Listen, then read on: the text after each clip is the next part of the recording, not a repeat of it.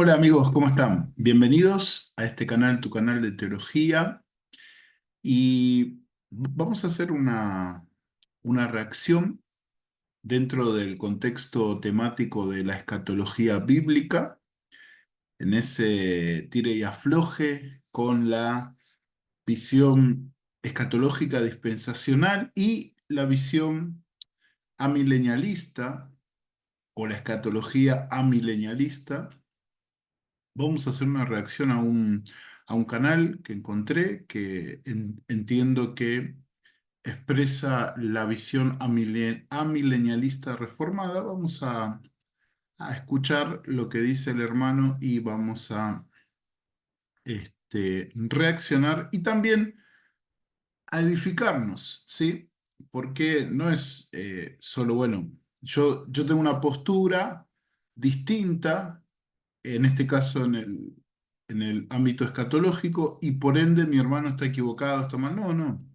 Sino que también a reconocer la fundamentación, porque la fundamentación teológico-escritural es válida, habla de una buena base que se tiene en las escrituras, pero siempre en estos casos hay que ir hacia donde apuntan las escrituras en cuanto a el tema de la segunda venida de Cristo y todo lo que el Señor tiene preparado para nosotros y para toda la creación.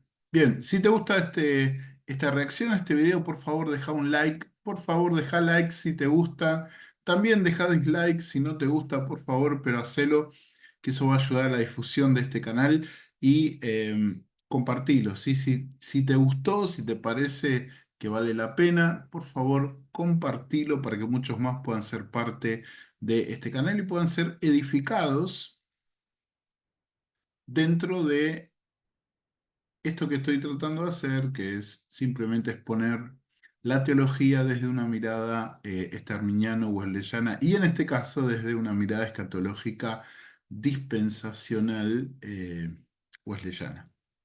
Bien, vamos a comenzar. Vamos a comenzar. Vamos a ir al canal.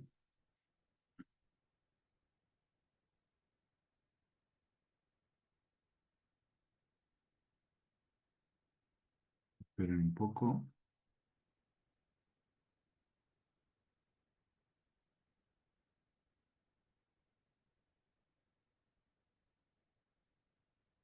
Ahí, ahí vamos.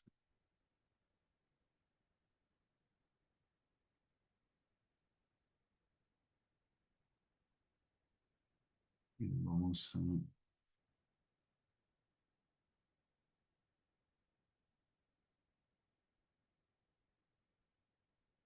Ahí está. Bien, vamos a compartir.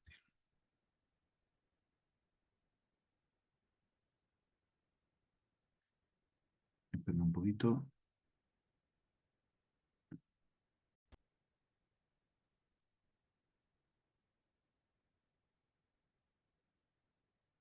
Vamos, vamos, vamos, tengamos paciencia. Es una tarde, ahora estoy viviendo una tarde bastante fría de miércoles, pero hermosa porque el Señor está con nosotros, ¿eh? Está con vos.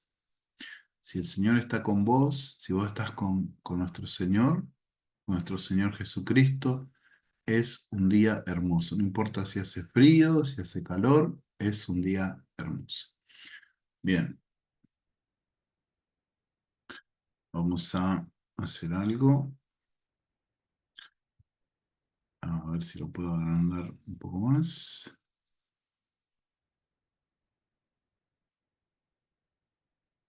Bien.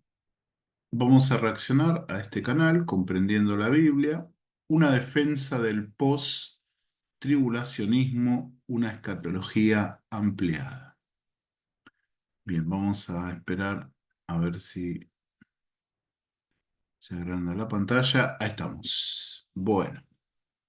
Lo que voy a hacer, sí, es, primero, primero voy a agrandarme un poquito.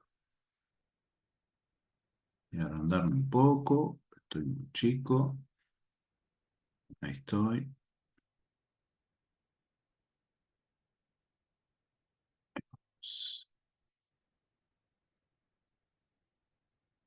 Bien.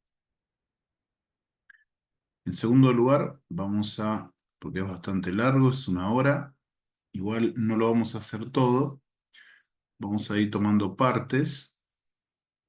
Es una exposición temática, casi como un curso, así que vamos a tomar partes, pero no lo vi todo bien, escuché una parte, es todo lo que tiene, vale la pena analizar, ¿sí? Así que vamos a ir a configuraciones, vamos a aumentar la velocidad,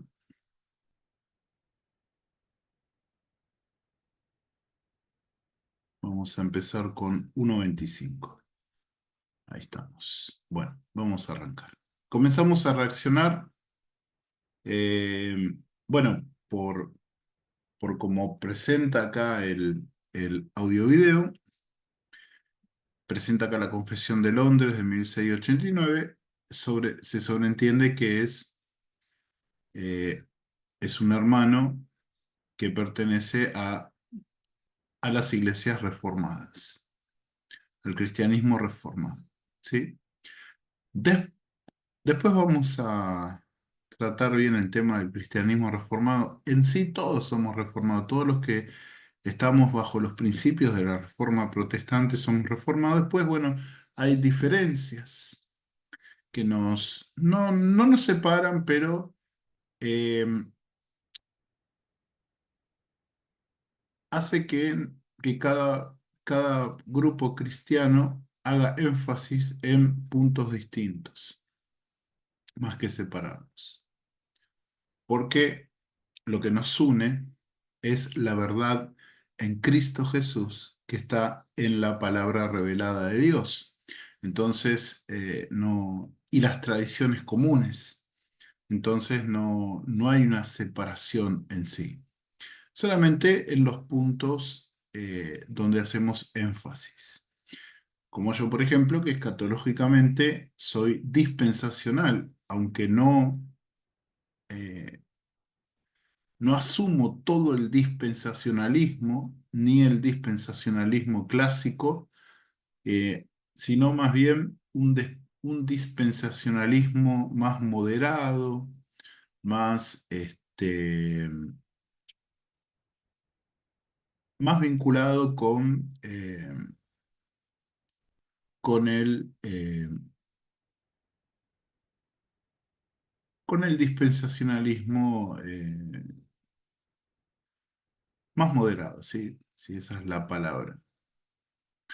Bien, vamos a comenzar a reaccionar.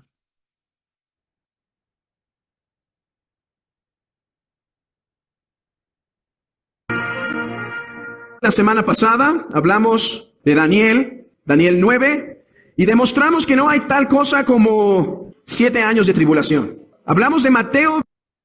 Bueno, ya arranca fuerte, ¿no? Ya arranca, bueno, aludiendo a otro estudio que hizo este hermano, el pastor Héctor Bustamante, afirmando que se ha probado que no hay 7 años de tribulación.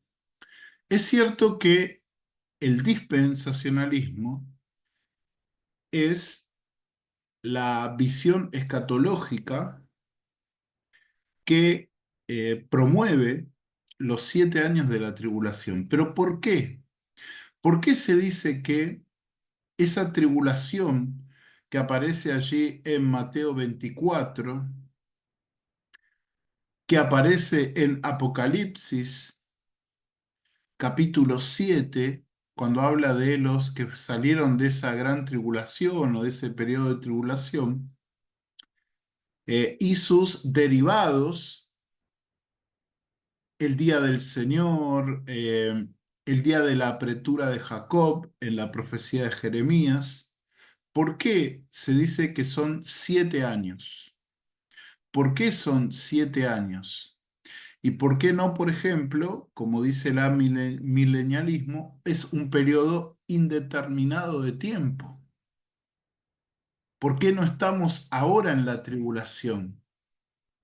Porque según la profecía de las 70 semanas de Daniel, que es un eje profético en cuanto a los acontecimientos escatológicos del programa de Dios para la redención, no solo de su pueblo Israel, no solo de la humanidad, sino de toda la creación, hay una semana de años que todavía tiene que cumplirse. Hay una semana de años porque Daniel capítulo 9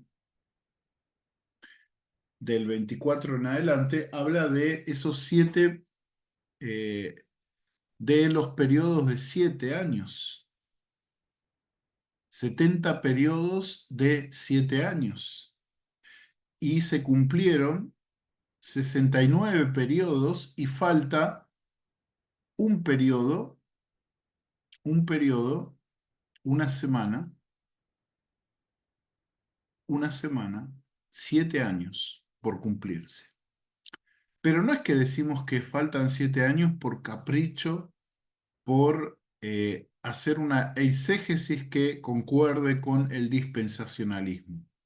No, porque no, no solo en este caso, sino en todo lo que nosotros hagamos para acercarnos a las escrituras, debemos permitir que sean las escrituras las que nos enseñe y nos guíe en cuanto a su doctrina. Y en este caso, que es un pasaje difícil, tiene que ser la misma escritura en comparación con otras escrituras, ¿no? En analogía de la fe, como vimos en un video que subí hace poquito, usando el principio de conspicuidad de las escrituras, la escritura interpreta la misma escritura, podemos llegar a la conclusión de que falta todavía cumplirse un periodo de 7 años en el plan escatológico de Dios, presentado allí a Daniel. Pero bueno, yo quería ya empezar a hablar porque ella tira así de frente, de una tira que no hay 7 años literales de tribulación. Bien, sigamos. 24 y dijimos que la mayor parte de Mateo 24 se refería a la destrucción de Jerusalén y Ujú. por lo tanto que ese texto debe verse en parte cumplido en el año 70, no todo. Yo creo que a partir del versículo 36 en adelante Jesús habla de su segunda venida. Bueno, en cuanto al versículo de Mateo 24, yo hice un video, si no me equivoco, al capítulo 24 de Mateo, con sus pasajes paralelos en Marcos 13 y en Lucas 21. eh, Tenemos que aplicar la, eh, el principio del cumplimiento múltiple, el principio del cumplimiento múltiple o de la visión de horizontes proféticos múltiples. ¿Por qué? Porque Jesús estaba apuntando a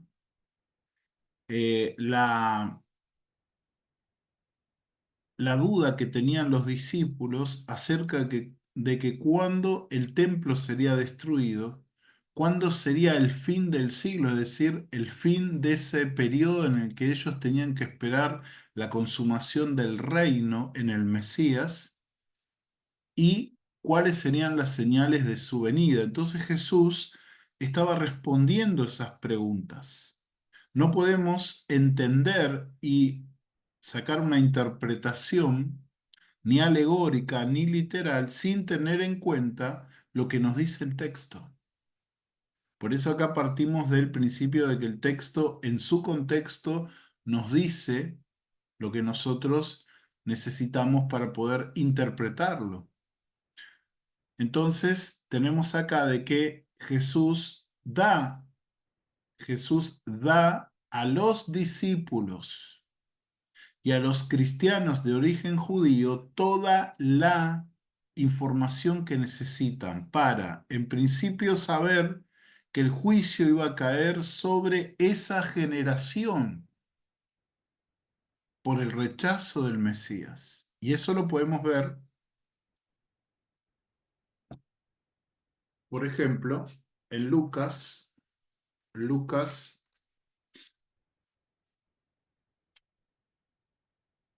Lucas capítulo 23, Lucas 23,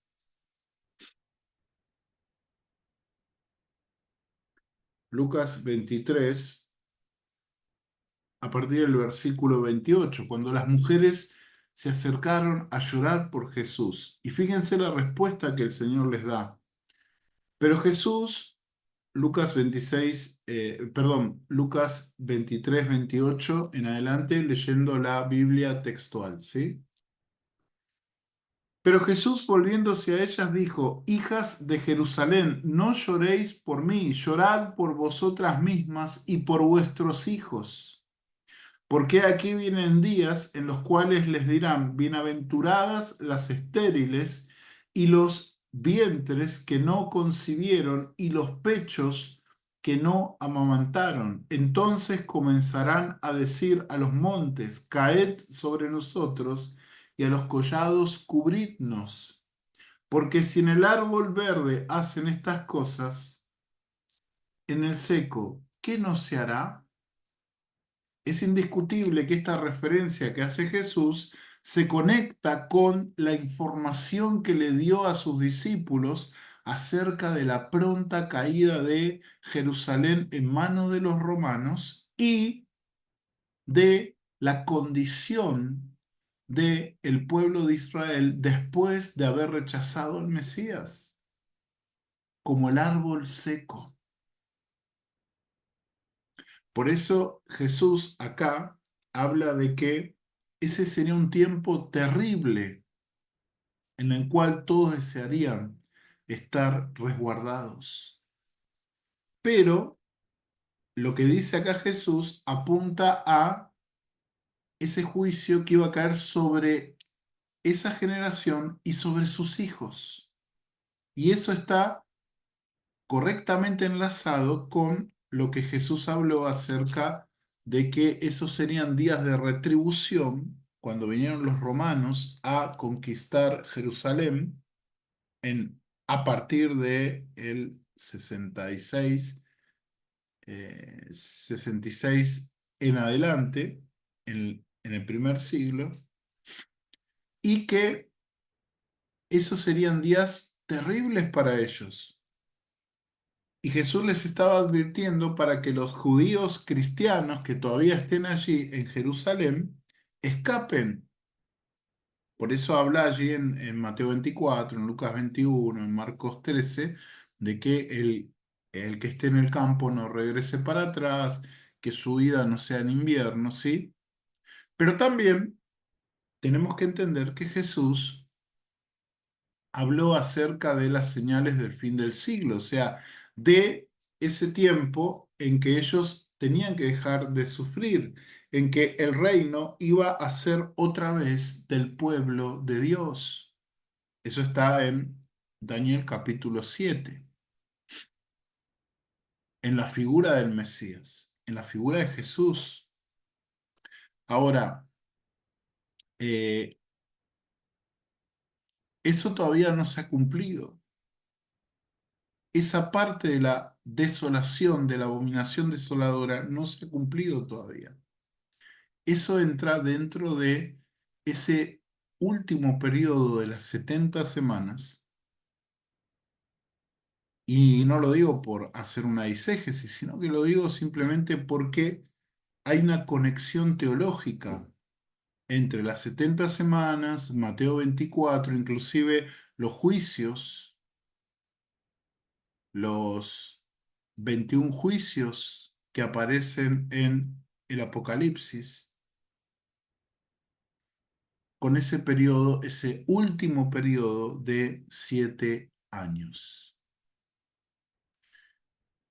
Y en el contexto de Mateo siempre está vinculado a su relación con el pueblo de Israel, no con la iglesia, aunque les habla a los discípulos.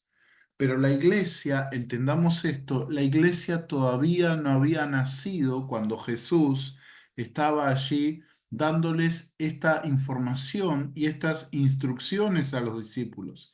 La iglesia aparece después, en Pentecostés. Ahí hablamos de la iglesia. Aún acá, en el contexto que narran los evangelistas, estamos hablando de la dispensación de la ley, la dispensación del pacto en Moisés,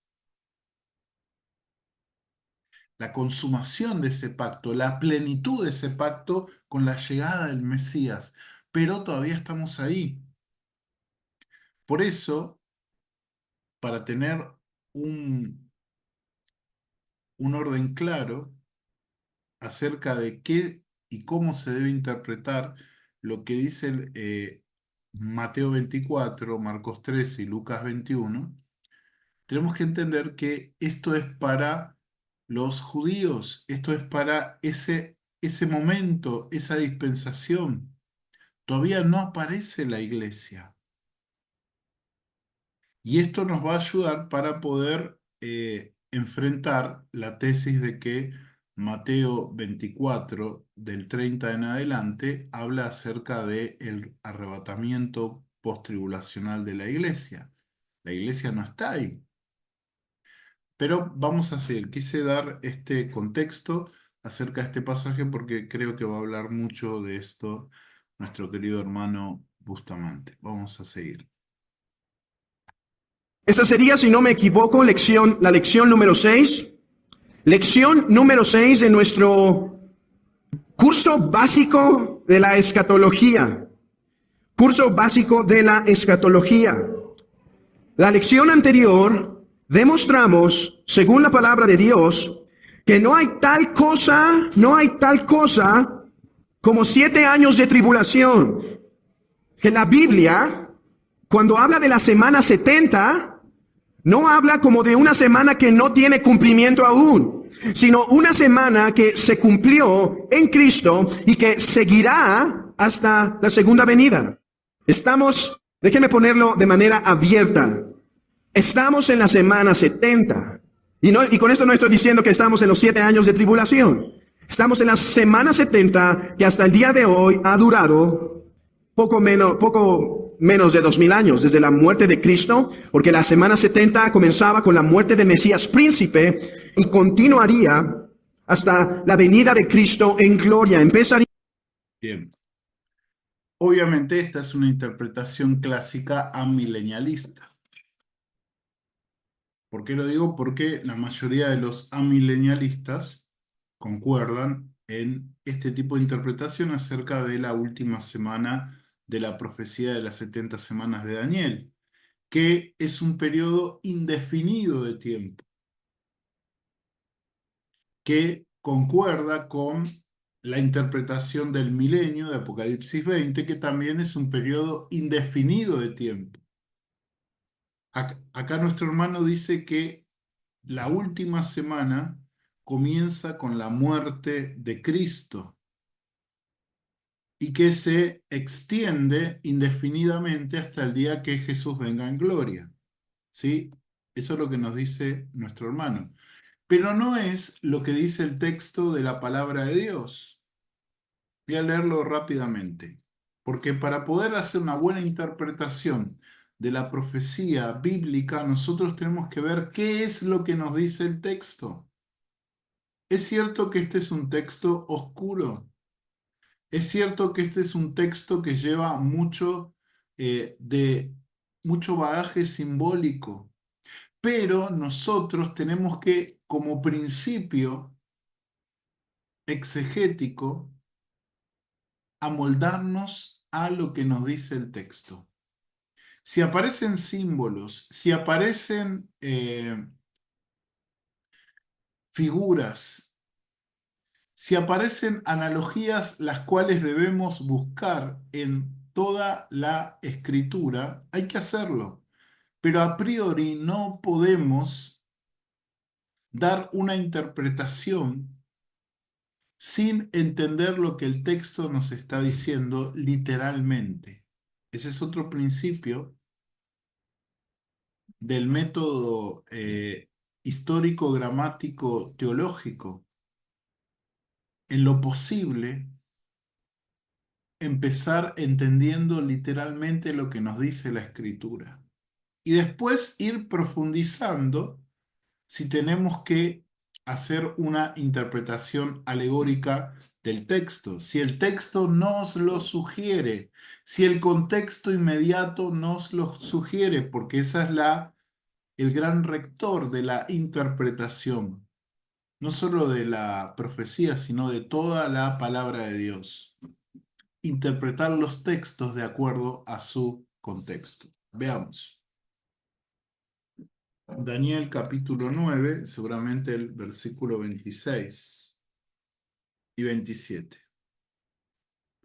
Bien, dice que el hermano Bustamante dice que la última semana empezó con la muerte de Cristo. Pero ¿es eso lo que nos dice el texto? Veamos. Daniel 9, 26 y 27. Después de las 62 semanas, se quitará la vida al Mesías. Es decir, cuando se cumplan 483 años desde el edicto de edificar Jerusalén, allí se va a dar muerte al Mesías. Ahí se va a dar muerte al Mesías. Cuando se cumplan los 483 años, se da muerte al Mesías. Creo que lo hemos visto en otro video que yo levanté, que los 483 años se cumplen en ese momento o en ese periodo en que el Mesías aparece como el Mesías príncipe, el, el Mashiach Melech, el Mesías real. ¿Y cuándo es que en los evangelios el Mesías aparece como el rey de Israel?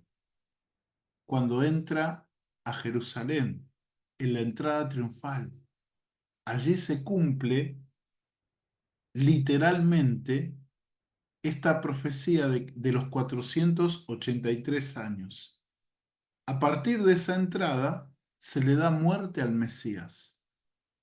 Hay una diferencia de días acá, pero eso no importa porque lo que apunta acá el texto bíblico es al hecho específico de la presentación de el Mesías como rey, y allí tenía que venir la aceptación del Mesías por el pueblo de Jerusalén y por el pueblo y por las autoridades. Autoridades y pueblo en general debían aceptar formalmente al Mesías, y no pasó eso. No sucedió eso según lo que nos dice el testimonio histórico de los evangelios. ¿Qué sucedió?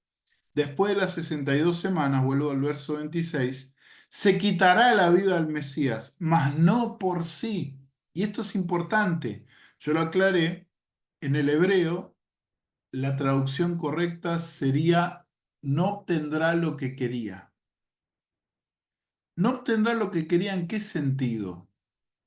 En el sentido de el propósito principal de esta profecía, de este programa escatológico de Dios para su pueblo Israel, para redimir a su pueblo Israel. Acá no entra la iglesia.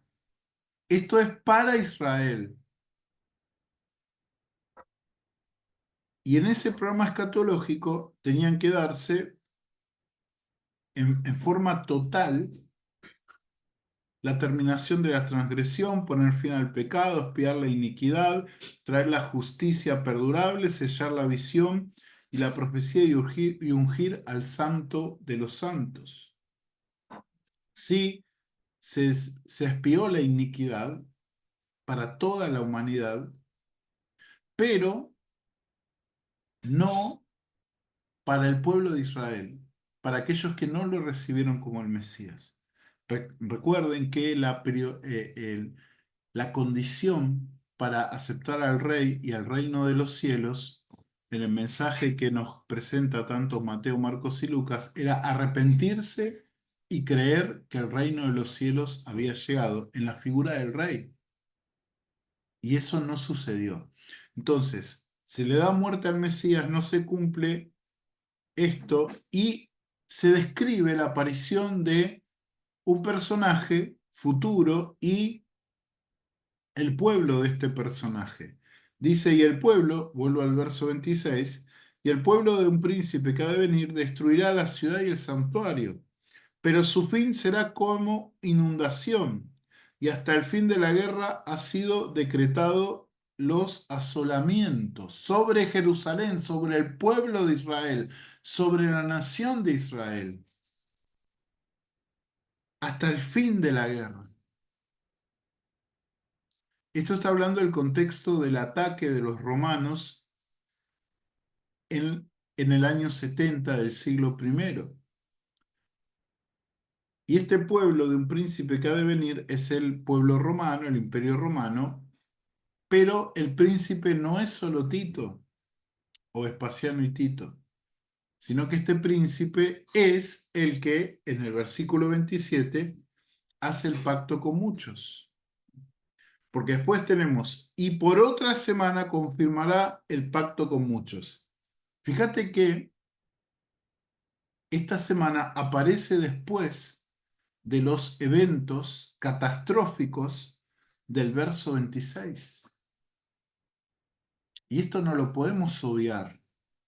Es cierto, otra vez, reconozco que todo este pasaje está cargado de simbolismos, de elementos gemátricos, es decir, de números que tienen que ser estudiados y ver qué simbolizan, pero no podemos escapar de hacer una exégesis natural de este texto. Y acá me dice literalmente que esta semana ocurre después de la destrucción de Jerusalén.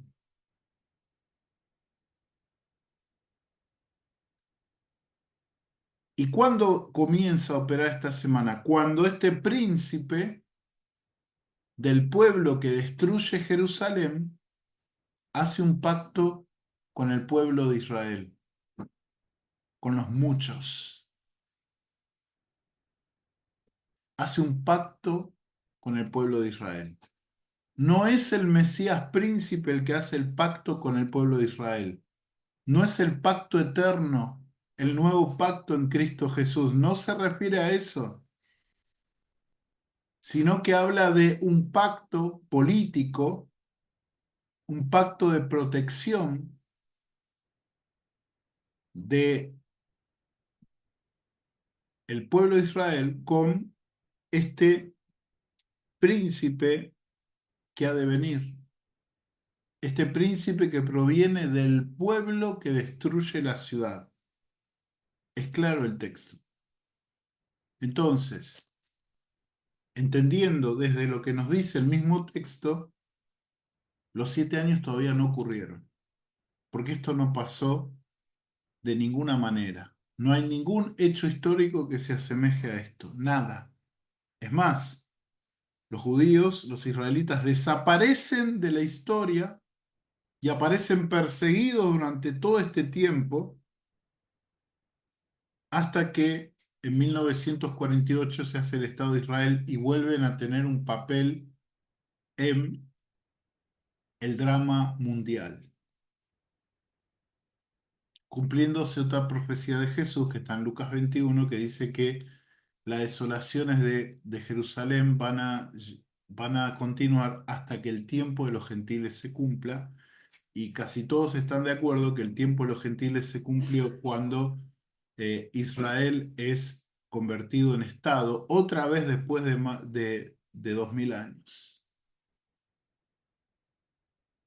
Entonces, esta aseveración no es tan correcta. Sí, obvio, uno puede alegorizar y decir, bueno, sí, estamos viviendo este periodo de los 7 años, pero no es lo que dice la Escritura.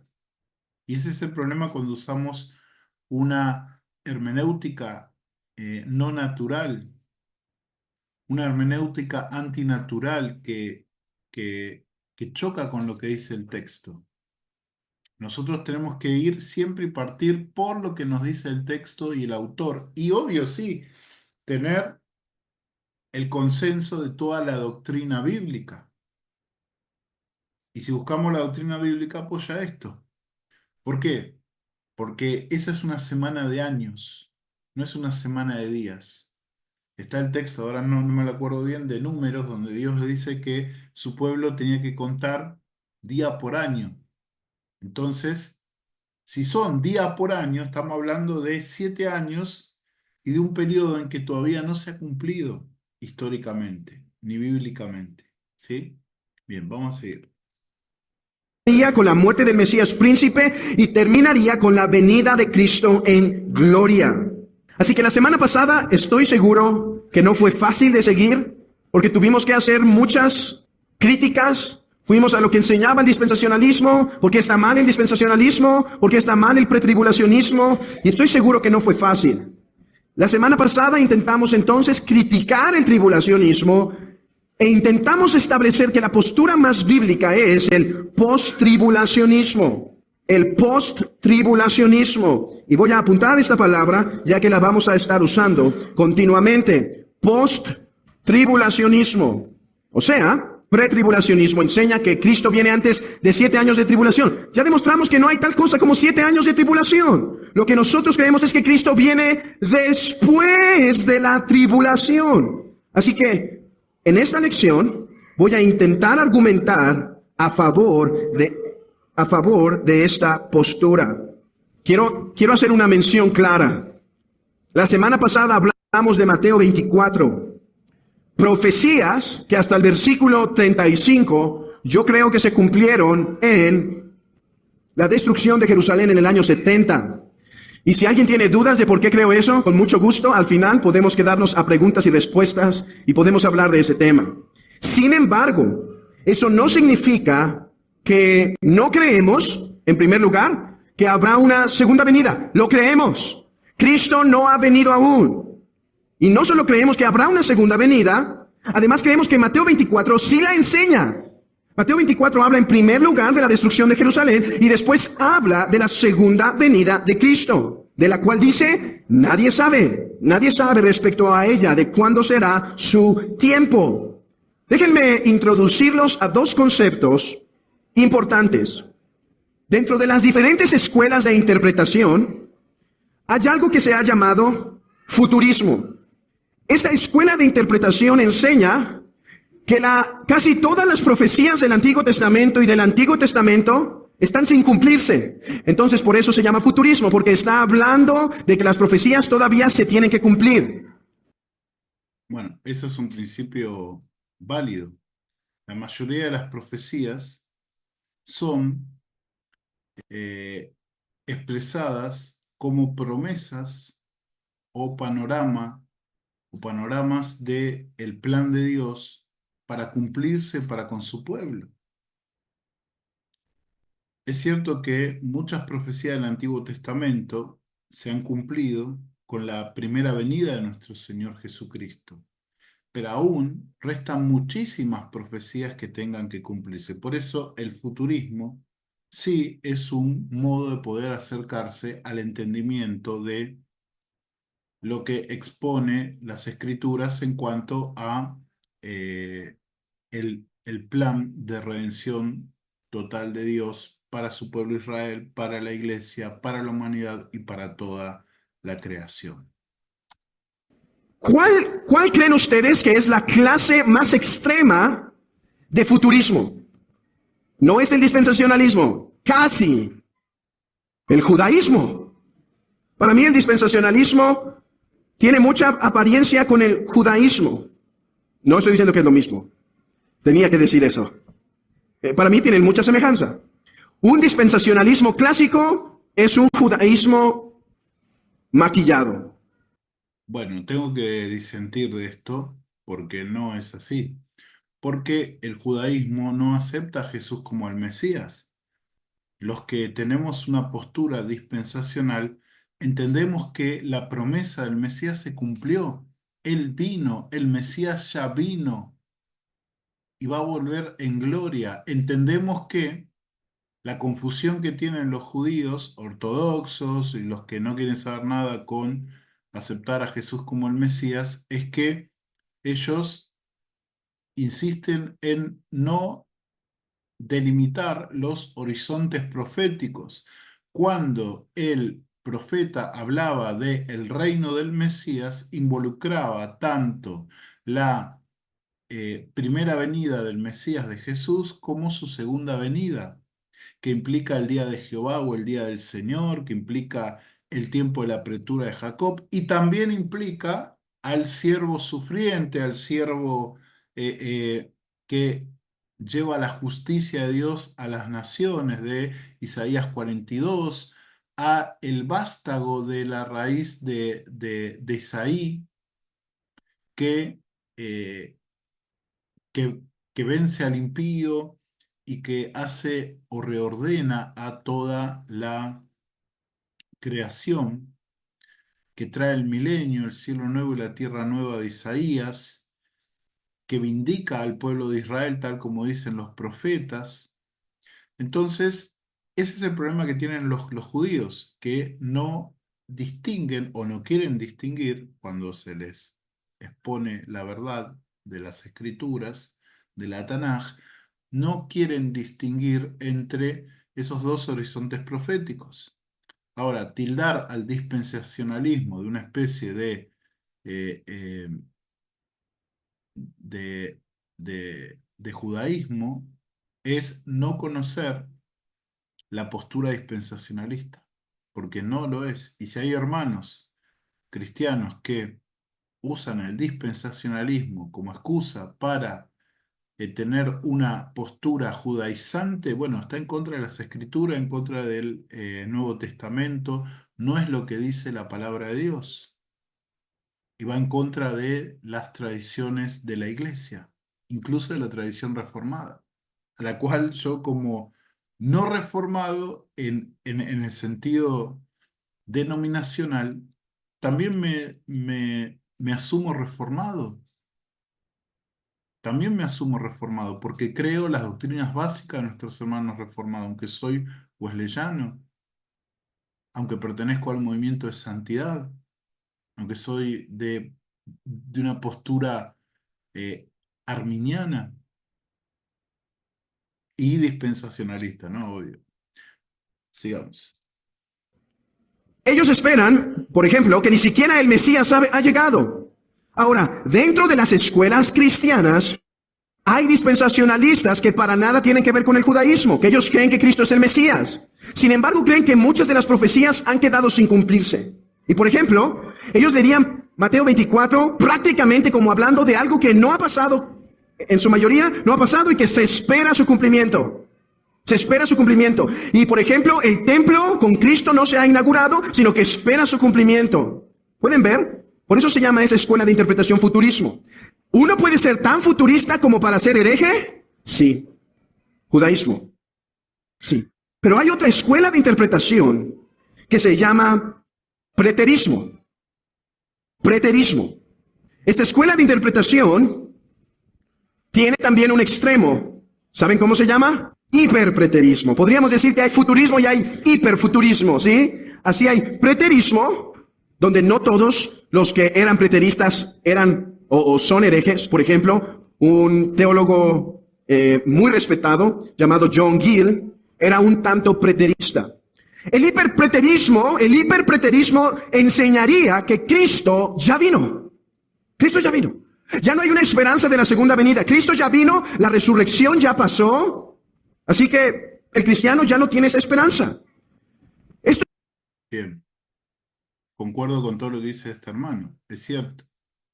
El preterismo es esa postura que eh, asume que la mayoría de las profecías mesiánicas se cumplieron en el siglo primero y que, bueno, ahí ya está la división entre los preteristas moderados y el hiperpreterismo, en que eh, el preterista moderado espera una segunda venida de Cristo.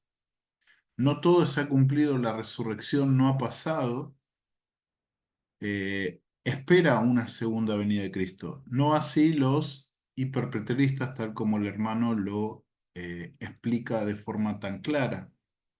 El hiperpreterismo dice que Jesús ya vino, se llevó espiritualmente a los verdaderos israelitas, cumplió todas las profecías y el tiempo acá sigue y después nos encontraremos con el Señor en el cielo y ya está. No hay segunda venida, no hay tiempo de tribulación, no, ya pasó todo en el siglo primero. Y utilizan no solo la Biblia, sino también algunas fuentes extrabíblicas como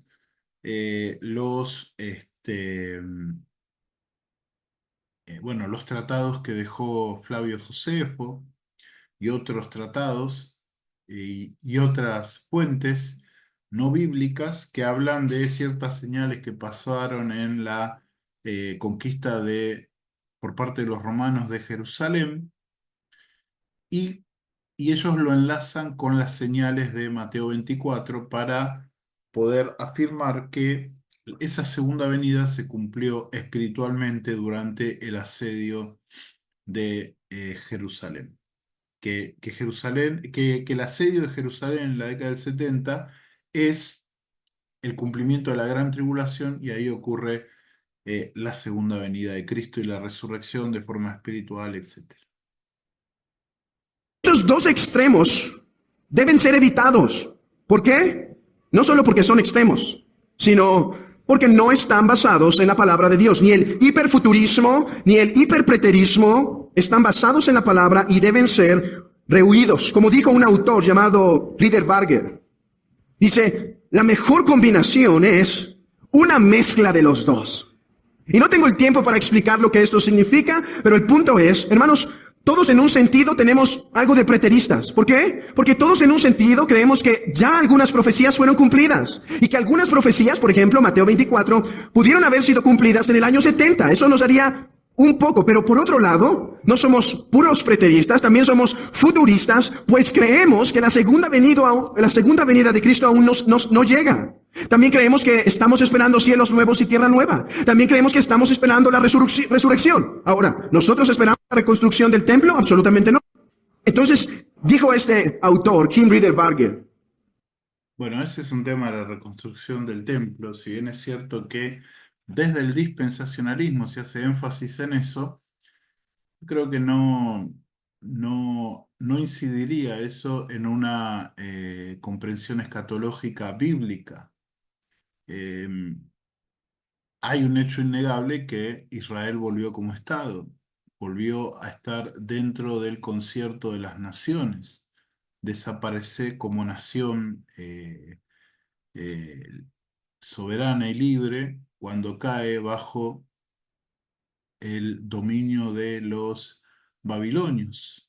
Si bien ellos regresan otra vez, pero regresan como una provincia persa. Solo pasa un breve tiempo durante la época macabea donde eh, Israel o Judá se vuelve un reino, una nación autónoma, hasta que cae bajo el dominio romano y no va a ser más una nación hasta, o un reino, o un estado, hasta 1948, hasta casi mediados del siglo XX. Entonces, no podemos desdeñar los cumplimientos de ciertas profecías que tienen que ver con el establecimiento de eh, de Israel como una nación completa. Y entre ellos está el templo, aunque no es algo fundamental en el plan escatológico de Dios, pero no lo podemos espiritualizar, no podemos decir que el templo es la iglesia, porque no en los textos que hablan, que se relaciona al templo con eh, el plan escatológico de Dios, siempre aparece como, no como el templo del Espíritu, sino como el templo judío, tanto en este, Apocalipsis 11 como en Segunda de Tesalonicenses capítulo 2, cuando dice que el hombre de pecado se sienta en el templo de Dios, haciéndose pasar por Dios, y la alusión que hace Jesús en Mateo 24, en Marcos 13 y en Lucas 21 a la abominación desoladora que ocurre en el lugar santísimo. Y ahí hace la referencia a la profecía de las 70 semanas de Daniel. Entonces, tenemos varios textos que nos dan la seguridad de que va a haber una reconstrucción de un templo. Pero como digo, no es central en la comprensión de una escatología bíblica. ¿Sí? Pero bueno, obviamente como parte de la postura dispensacional no opino lo mismo que el hermano Bustamante. Pero está bien, porque él tiene esa visión y está correcto, ¿no? La mejor combinación es una mezcla bíblica de las dos. ¿Dónde somos preteristas? Donde la Biblia enseña que, que las profecías fueron cumplidas. Donde somos futuristas, donde la Biblia enseña que las cosas están por cumplirse. Totalmente de acuerdo con eso, ¿sí? Si el texto bíblico me conduce a algo que ya se cumplió de la profecía, no tengo que darle vuelta. Por ejemplo, la caída de Jerusalén. En Lucas 21 es muy claro, Jerusalén rodeada de ejércitos, eso ocurrió en el año 70 del siglo primero. No va a ocurrir en el futuro. No es Zacarías 14, como algunos dicen. Zacarías 14 es la segunda venida de Cristo, el establecimiento del Mesías sobre su santa ciudad, del rey sobre su santa ciudad. ¿Sí? Entonces estoy totalmente de acuerdo con lo que dice el hermano. La iglesia temprana, como nos enseña el libro de Eclesiastés, que no hay nada nuevo bajo el sol, no hay herejía nueva, no hay herejía nueva. La iglesia temprana luchó con una herejía. En primer lugar, ¿luchó con el futurismo? Absolutamente sí. Algunos todavía creían que debían hacerse sacrificios, todavía como esperando la consumación. Pero también había preteristas. ¿Por qué? Porque unos enseñaban que Cristo ya había llegado. Y en medio de ese debate, el apóstol Pablo da una instrucción muy clara respecto a la segunda venida de Cristo. Da una enseñanza muy clara respecto a la segunda venida de Cristo, en la cual me gustaría, texto en el cual me gustaría que basásemos esta enseñanza. Pero antes de abrir nuestras Biblias, en ese texto que yo creo es el más claro de toda la Biblia respecto a este tema, quiero decir que yo creo que la segunda venida de Cristo es una doctrina práctica. Yo sé que esta doctrina levanta cierto morbo, levanta cierta curiosidad, pero debemos orar al Señor que eso sea quitado y que más bien nos deje acercarnos a este tema para que incremente nuestra piedad, para que incremente nuestra consolación, nuestra esperanza, para tener ánimo de vivir esta vida santa. Además, para que seamos exhortados a no dormir, para vivir agradable al Señor y para ser empujados a hacer más evangelismo. Así que mi deseo es presentarles con la postura bíblica de la segunda venida de Cristo. Totalmente de acuerdo. Exactamente como dice el hermano. Así tenemos que ver nosotros la parte escatológica de la Biblia, no para discutir, no eh, para, para formar disensiones entre los que creemos en el dispensacionalismo y los que son amilenialistas.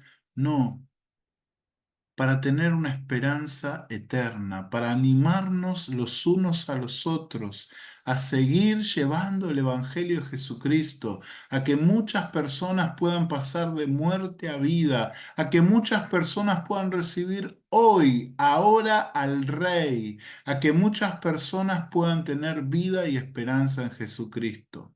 Esa es la función de la doctrina de la segunda venida de nuestro Señor Jesucristo, que podamos tener esperanza y podamos seguir creciendo a la imagen del Rey, de nuestro Señor Jesucristo.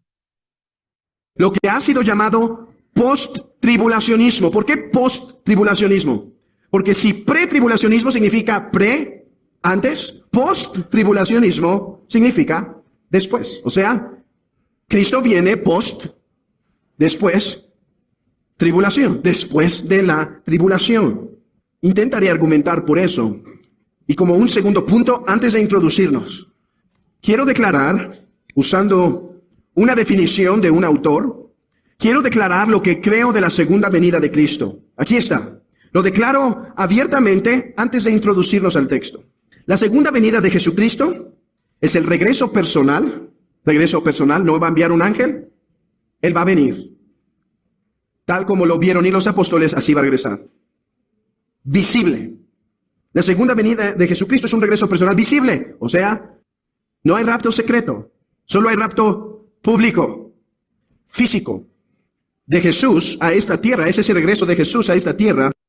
Bueno, este ya es el muñeco de paja que usan siempre los hermanos amilenialistas y post-tribulacionistas para poder atacar la enseñanza de el arrebatamiento pretribulacional, no la segunda venida de Cristo pretribulacional.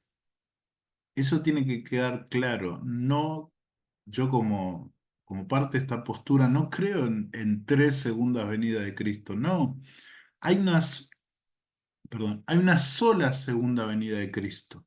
Cuando Él va a venir en la gloria de su poder, rodeado de sus santos y de sus ángeles, y que Él va a descender, va a vencer al impío con las naciones, y con el impío me estoy refiriendo al anticristo, con sus ejércitos en Armagedón y en toda esa zona de Israel, y pondrá sus pies como guerrero victorioso, como el rey que va a tomar su reino en el Monte de los Olivos, tal como dice Zacarías 14, Joel capítulo 2, Apocalipsis capítulo 19, inclusive Mateo 24 del 32 en adelante. O sea, de ninguna manera nosotros creemos como teniendo la postura dispensacional, escatológica, que va a haber una segunda venida secreta. No. El arrebatamiento antes de la tribulación no va a ser secreto. Todos van a saber que pasó ese evento. Primero la iglesia lo va a saber y después el mundo lo va a saber. No va a ser secreto. Eso es un muñeco de paja que se hizo para poder atacar esta enseñanza que claramente está expresada en la Escritura. Bien, sigamos. Para consumar la salvación de su pueblo, ser glorificado en ellos y dar retribución a aquellos que no obedecieron a Él ni al Evangelio de gracia. En su primera venida, Jesús vino como un siervo sufriente, un cordero expiatorio, por el sacrificio de sí mismo para quitar de en medio el pecado y para inaugurar el reinado de Dios. Leemos Hebreos 9:28, que aparecerá por segunda vez sin relación con el pecado para salvar a los que le esperan y para consumar el reino en su plenitud. Eso es lo que creo de la segunda venida de Cristo. Es un regreso de Cristo, personal, visible, físico, para consumar la salvación y para retribuir con castigo a los que no aceptan el Evangelio de la gracia. Teniendo eso en mente y habiendo dado esta breve definición para que si a alguno les cuesta seguir este estudio, no pierdan la definición inicial, acompáñenme en sus Biblias a 2 Tesalonicenses, capítulo 2. ¿Quién recuerda aún sus años de estudiante? Cuando ustedes comenzaron a estudiar matemáticas, ¿comenzaron con cálculo integral? ¿Ya alguno ni se acuerda qué es eso? ¿Cálculo integral? O comenzaron con las cosas más básicas, más claras, como sumas, restas, multiplicaciones, divisiones, y empezaron a crecer ahí después a los quebrados, las raíces cuadradas, álgebra, hasta que llegaron al cálculo integral, cálculo diferencial y todas esas cosas, que yo sé que extrañan, que echan de menos. Esa es una regla en muchas áreas de la vida. Para comprender lo más complicado hay que ir a lo más sencillo. Es por eso que para comprender la doctrina de la segunda venida de Cristo, no tenemos que ir a los libros más complicados como Daniel 7, 8, 9, 10. Cuando el pretribulacionismo va a esos textos para fundamentar su doctrina como textos bases, violan este principio que debemos interpretar en primer lugar lo más claro y a la luz de lo más claro interpretar lo más complicado. Yo no creo que el libro de Apocalipsis es tan complicado como nos lo han hecho creer los dispensacionalistas, pero lo más sano es ir a un texto claro como 2 Tesalonicenses 2. Así que por eso empezamos con este pasaje. Y aunque vamos a citar otros, este será nuestra base. Así que síganme con sus vistas en 2 Tesalonicenses capítulo 2 y vamos a leer del versículo 1 hasta el versículo 12. Dice así la palabra del Señor. Pero con respecto a la venida de nuestro Señor Jesucristo y nuestra reunión con Él, os rogamos, hermanos, que no os dejéis mover fácilmente de vuestro modo de pensar. Ni os conturbéis ni por espíritu, ni por palabra, ni por carta, como si fuera nuestra. Probablemente algunos falsos estaban escribiendo en el nombre de Pablo. En el sentido de que el día del Señor está cerca.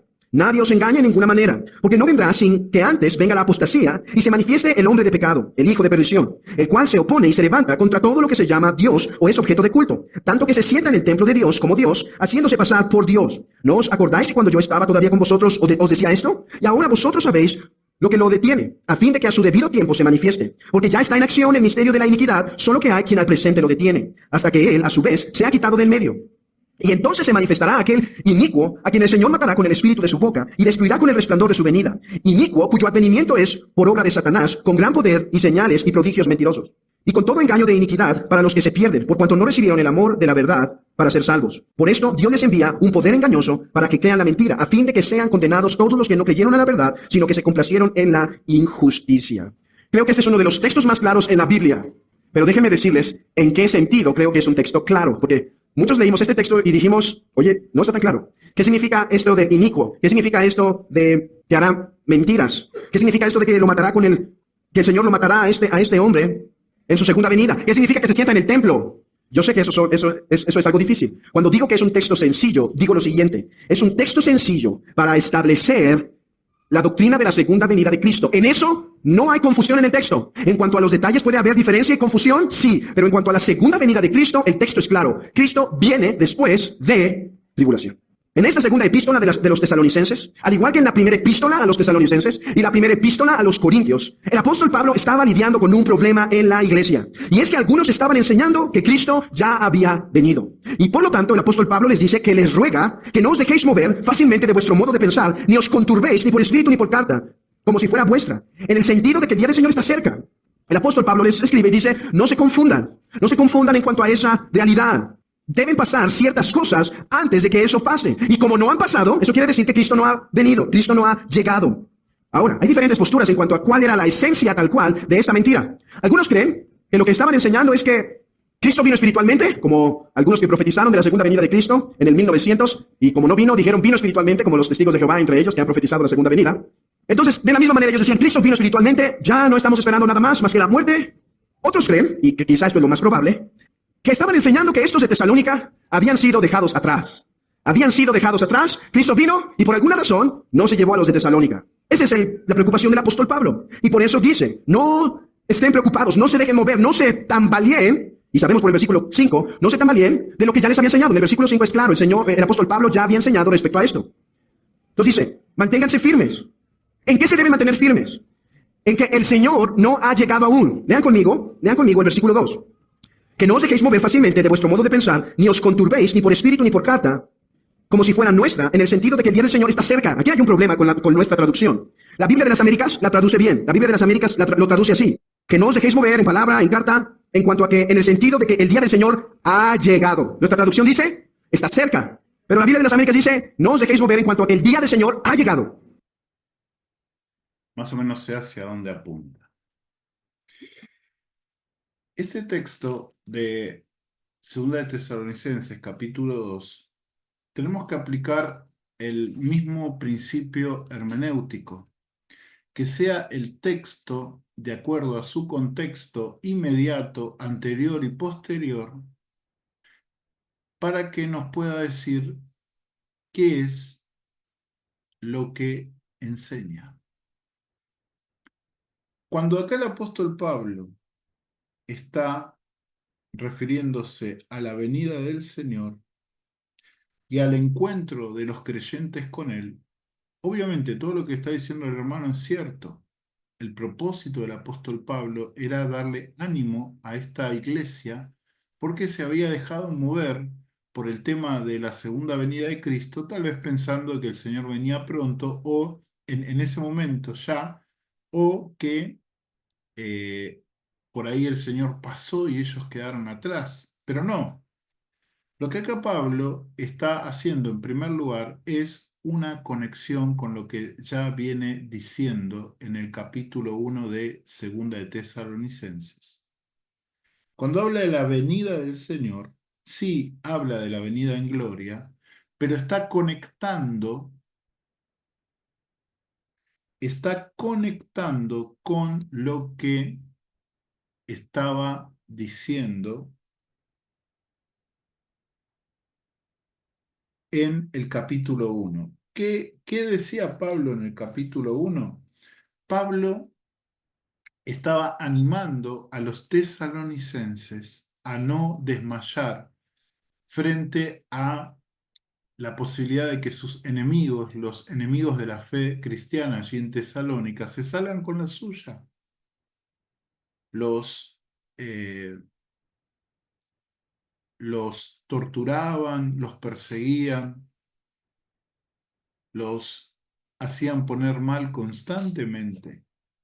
Pablo les dice que esos enemigos iban a ser juzgados el día que el Señor Jesucristo viniera con los ángeles de su poder, que el Señor Jesús viniera en llama de fuego para dar retribución. Y ahí sí está hablando de la venida, de la segunda venida de Cristo. Y esa es la primera conexión que yo tengo que hacer para entender lo que me está diciendo acá en el capítulo 2.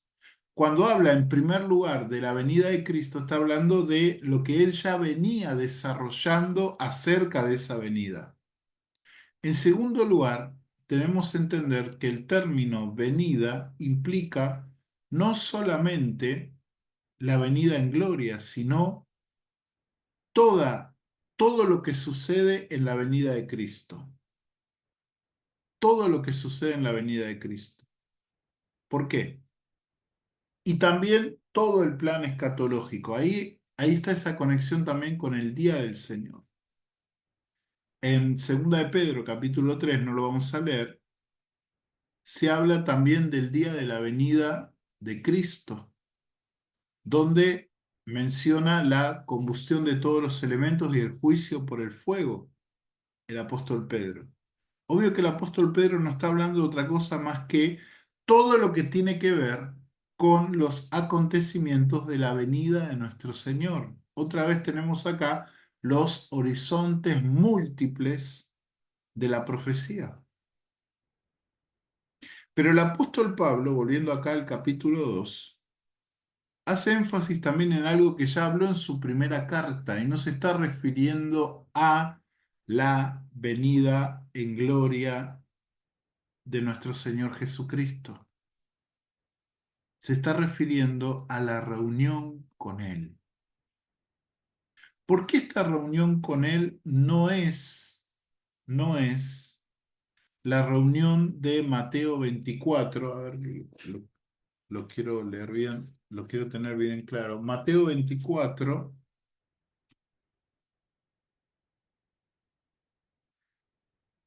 24,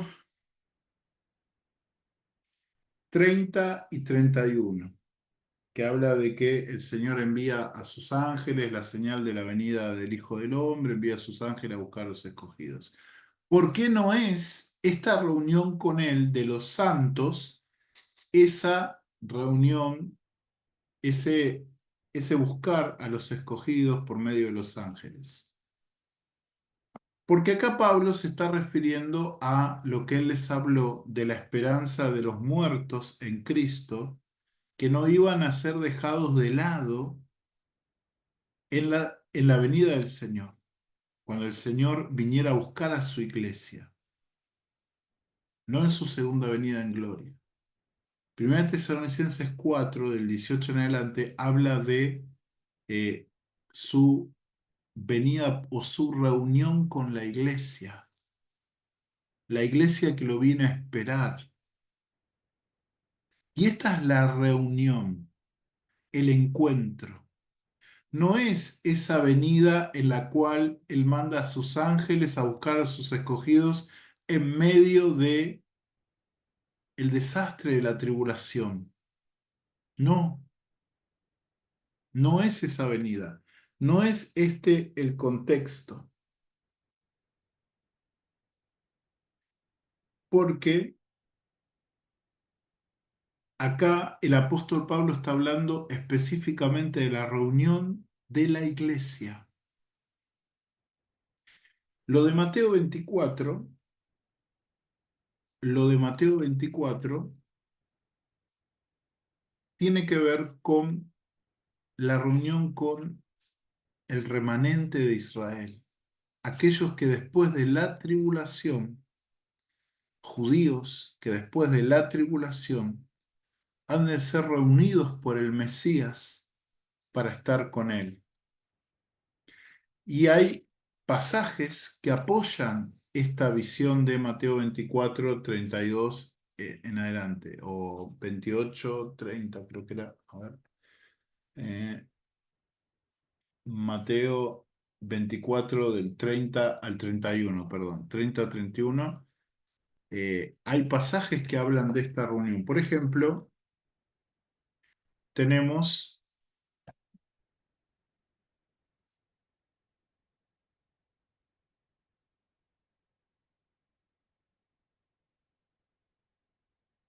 Isaías capítulo 11.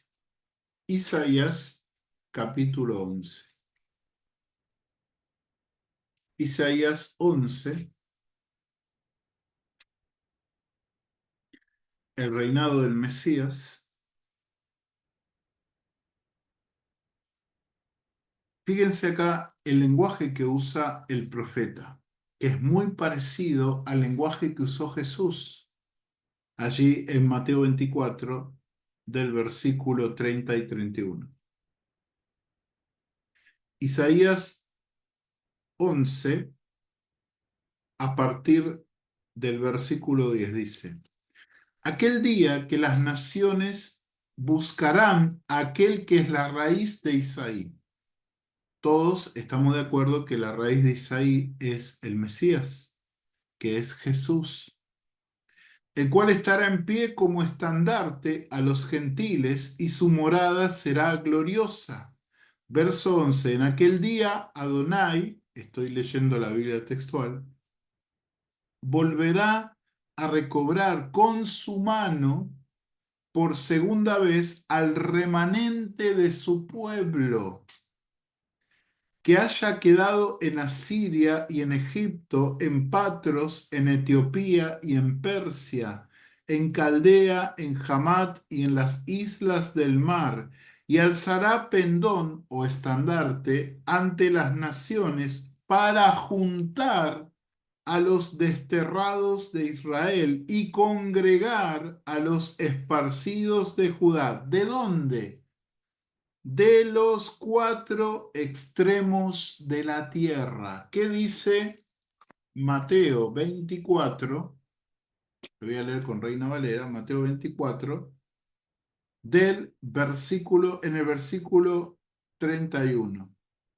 Y enviará a sus ángeles con gran voz de trompeta y juntará a sus escogidos de los cuatro vientos, de un extremo del cielo a otro. La misma terminología de los cuatro extremos de la tierra, de los cuatro puntos, de los cuatro vientos.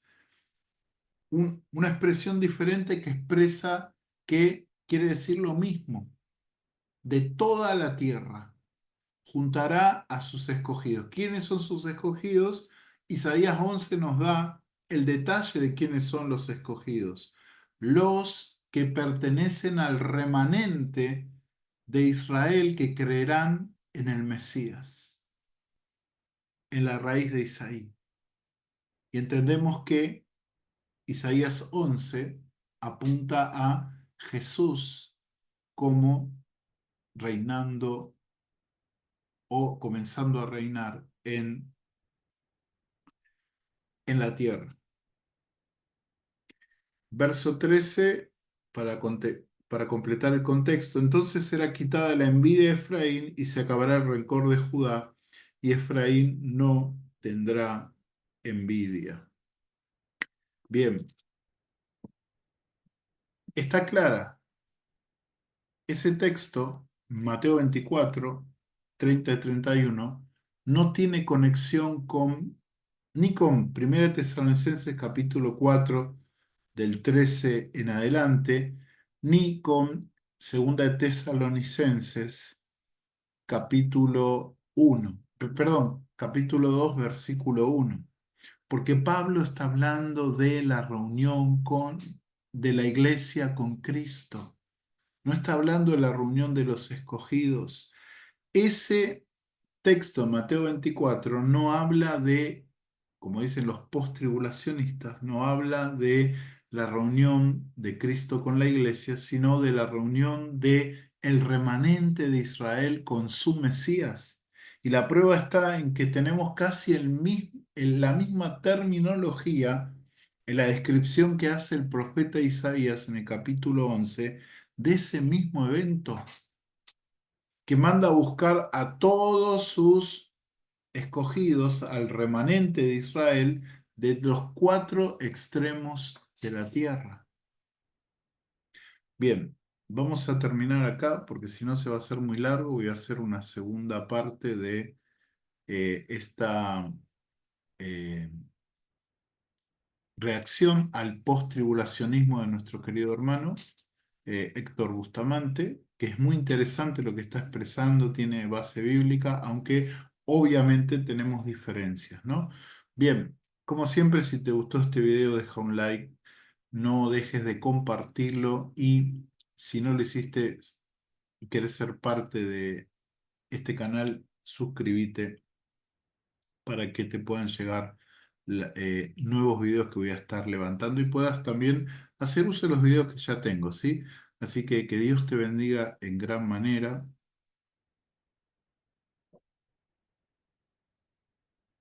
A ver, que Dios te bendiga en gran manera y nos vemos en el próximo video.